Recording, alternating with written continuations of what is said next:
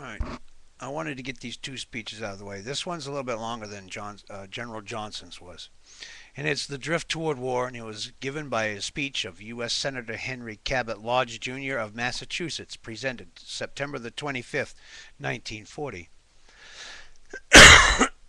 All right, this is by Senator Henry Cabot Lodge, Jr.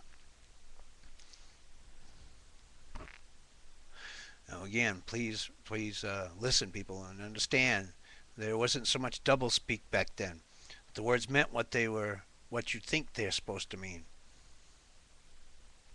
All Americans are horrified at the savage news from abroad, the slaughter of innocents, the destruction of everything that makes civilization possible. The maiming of bodies and the shattering of the human spirit are terrible beyond description.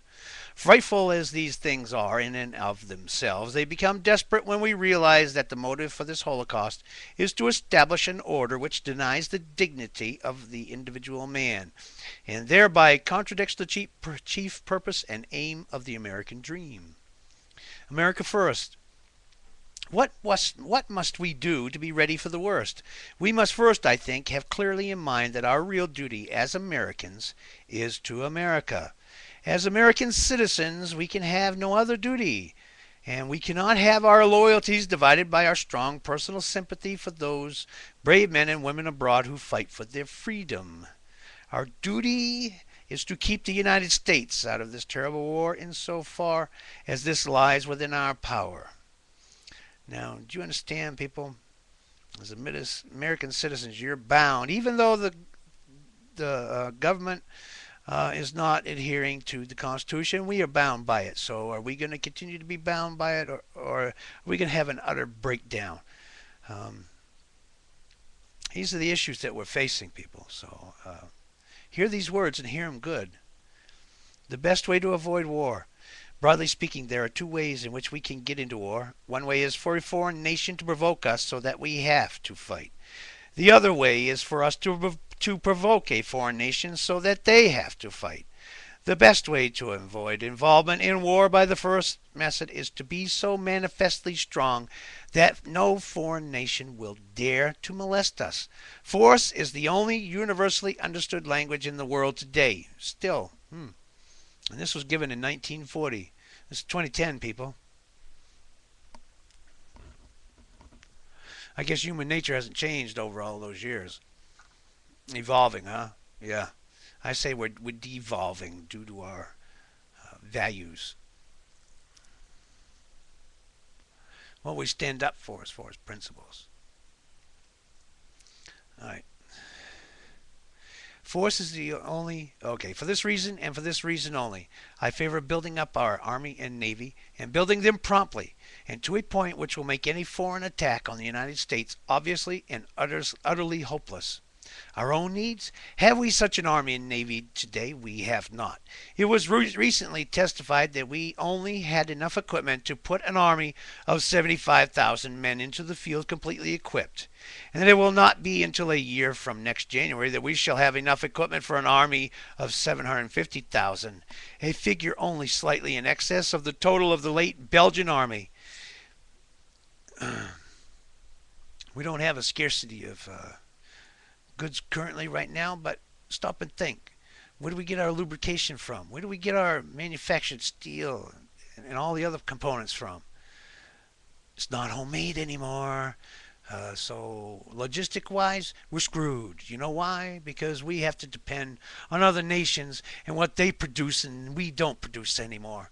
So we can't even stock up for our defense. So hopefully if it ever comes to it, we can kick ourselves in the butt hard enough and fast enough where we can get something done and actually become a producing nation of goods once again. All right, enough of my little side excursion. I'm sorry for that. It is stated officially that in the light of the European battle experience, all of our airplanes are obsolete. It is not disputed that we have only a one ocean navy, and that it will take between 6 and 7 years to develop a so-called two ocean navy. And the one navy, which we now have, must use the Panama Canal to move from ocean to ocean. 100% protection. Moreover, it will take 6 years to finish the double sets of locks at Panama, which will greatly increase its safety. But now understand this. Do you know who owns Panama Canal? Do you know what this push is for the intercontinental highways all about? Well, China owns the Panama Canal. And you look at the Balkan Dry Shipping Index. That's how much movement is going around as far as goods around the planet. You'll see it's very low. It has been low. Okay, so big deal. All right, China has control of the Panama Canal. What's that got to do with the Continental Highway? Well, it's because their container ships are too big to go through the canal anymore. So they want to berth them on the west coast of Mexico and ship the good ups that way from the backbone of the west coast of